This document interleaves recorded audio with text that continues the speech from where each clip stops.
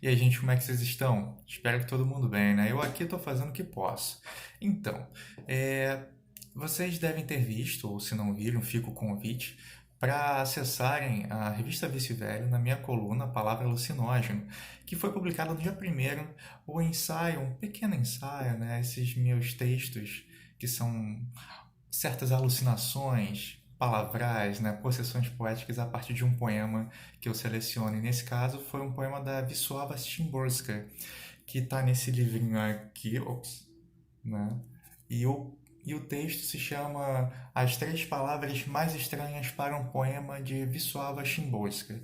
Então, fica o convite para acessarem a revista, lerem o texto e, aproveitando o pacote, como eu fiz da outra vez com o texto a partir do poema do Ali Salomão, eu quero interpretar o poema, quero conversar sobre o poema com vocês, ou melhor, sobre não, a partir do poema.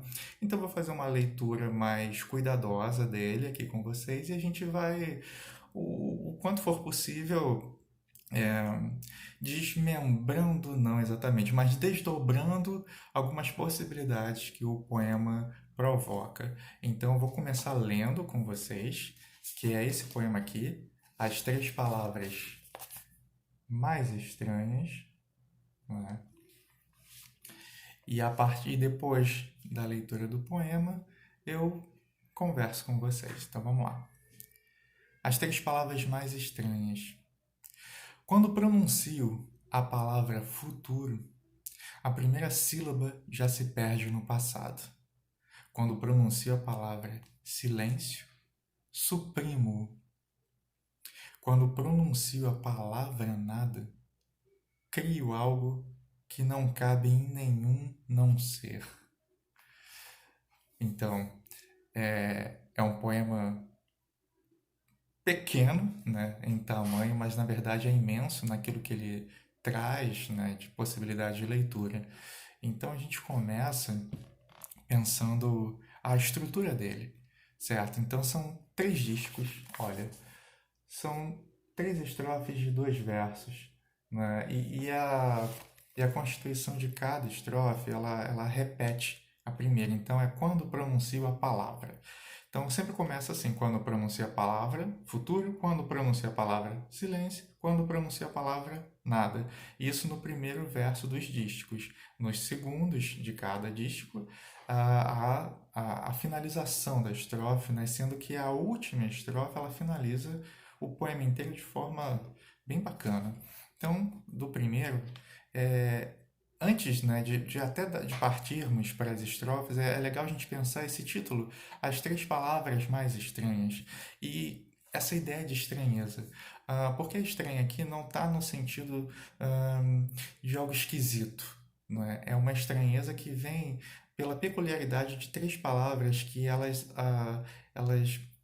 a maneira delas existirem é uma maneira peculiar por concentrarem nelas uma movimentação temporal bastante intensa que foge um pouco dessa linearidade que a gente vê pelo pensamento ocidental, né? Então, por exemplo, quando pronuncia a palavra futuro, a primeira sílaba já se perde no passado. Então, a ideia de futuro, né, é uma palavra estranha, porque o futuro não é uma palavra que existe como futuro, como ele mesmo. Ou seja, como assim o futuro não existe? Não, porque a ideia de futuro, aquilo que desencadeia, né, como futuro, como ideia de futuro sentido, né? O futuro é aquilo que está para acontecer. Então, enquanto o futuro acontece, ele deixa de ser futuro. Então, de fato, a referência é sempre a palavra, né? Por isso que o poema diz, quando pronuncia a palavra futuro. Então, não é exatamente a ideia em si do futuro, do silêncio e do nada, mas a palavra. A palavra aqui que serve como essa referência. A palavra vai materializar esse sentido que é, digamos, imaterializável, né? E a palavra mesmo, que significa ser lançado para Balem, ser lançado no entre, né? Parar tem uma ideia de entre, que virá, e o Balen, que significa lançar. Então, ser lançado nesse entre. Então, a própria palavra já traz essa movimentação de um sentido que ele não é estanque, ele não é hum, completamente fechado em si, ele está sempre em movimento. Então a palavra futuro já diz isso, né, inicialmente.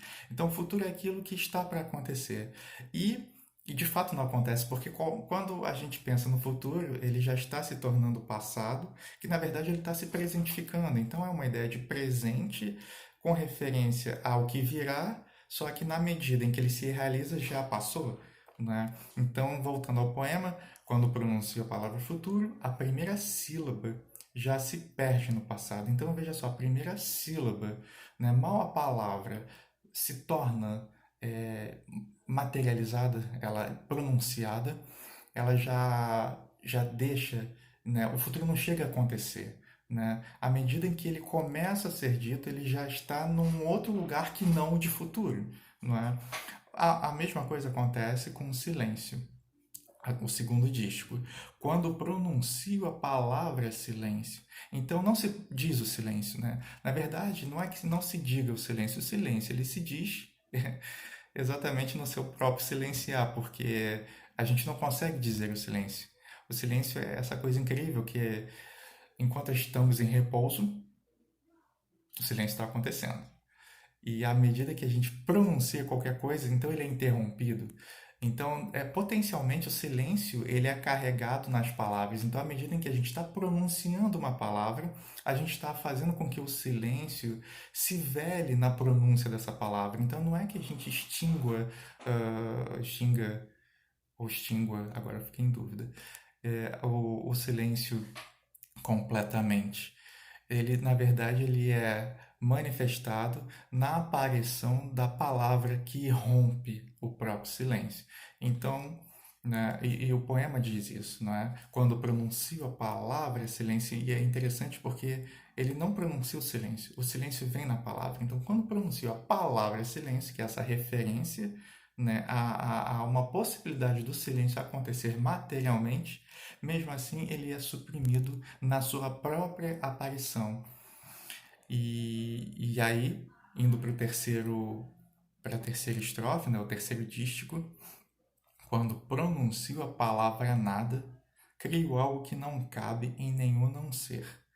Então, de novo, é a palavra nada, e não o nada exatamente como algo acontecendo, porque até no texto que eu escrevi eu fiz uma referência ao conto, né, do Rosa, acho que o espelho, que ele diz quando nada acontece é um milagre que não estamos vendo, né? E aí existe uma dupla possibilidade do nada acontecer. O nada como um substantivo, né? Quando o nada acontece, ou quando não está acontecendo exatamente nada. Então a presentificação do nada é exatamente pela sua ausência, né? E aqui, voltando à ideia da palavra, né? Quando pronuncio a palavra nada, então nessa pronúncia do nada, né, o nada ele se materializa. Então, ora, mas então o nada se torna alguma coisa, né? Porque essas três palavras, nada, futuro e silêncio, como eu falei antes, né, são estranhas.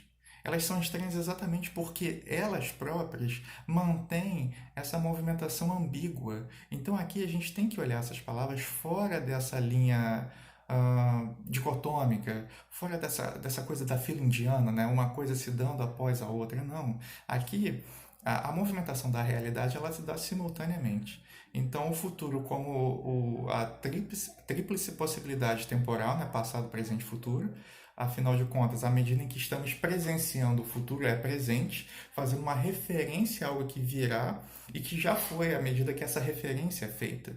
Então, passado, presente e futuro num único ponto, né?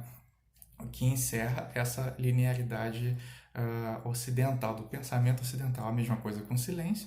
O silêncio que, quando dito, ele é interrompido, ele é rompido, ele é suprimido, como diz o poema. Portanto, o silêncio ele passa a ser velado, né, naquilo que ele revela como palavra. Então, há essa dupla e ambígua movimentação entre o velar e o desvelar. Então, à medida em que uma palavra é desvelada, ela vela o silêncio. E a mesma coisa com o nada. À medida que o nada possibilita alguma coisa acontecer, esse nada ele é suprimido, esse nada ele é velado naquilo que ele desvela como possibilidade para alguma coisa acontecer. E essa referência ela é ainda mais intensificada com a ideia do não ser, que é aqui no final. Então, retomando, quando pronuncio a palavra nada, crio algo que não cabe em nenhum não ser. E é um verso interessante porque, em princípio, a gente pensaria nessa dupla negativa, né? Crio algo que não cabe em nenhum. Então já fica nessa ideia de uma dupla negativa que na verdade não se anula, mas que potencializa como afirmação essa negação. Né? Então é uma negação intensificada na afirmação dessa negação, só que a gente consegue quase pensar numa tripla negação com o não do não ser. Só que isso é interessante porque esse não do não ser não é uma negação do ser, mas é exatamente aquela ideia que eu falei do velar e do desvelar. Então, o não ser, ele vela o ser como possibilidade. Não é? Então, voltando aqui, crio algo que não cabe em nenhum não ser. Né? Cria-se nesse verso uma tensão que ela se alarga para o resto do poema. Exatamente nessa possibilidade ambígua de alguma coisa ser e não ser, do passado ser presente e futuro, ou melhor, do futuro não ser exatamente aquilo que é como conceito de futuro, assim como o silêncio e, obviamente, o nada, né? Então, crio algo que não cabe em nenhum não ser. É uma ideia de transbordamento, é uma ideia de um poema tão potente, né? De uma ideia tão potente como o nada, que ele aponta para uma criação super intensa. Né? Então, nada com uma possibilidade de tudo acontecer. Ah, mas aí fica muito fácil, né? O nada e o tudo seria a mesma coisa, só que ao contrário. Não é bem isso, não é bem isso. Talvez a gente possa até pensar um pouco assim, mas como eu falei antes, saindo dessa ideia da dicotomia, né? Então não é que o nada e o tudo seja a mesma coisa pela oposição.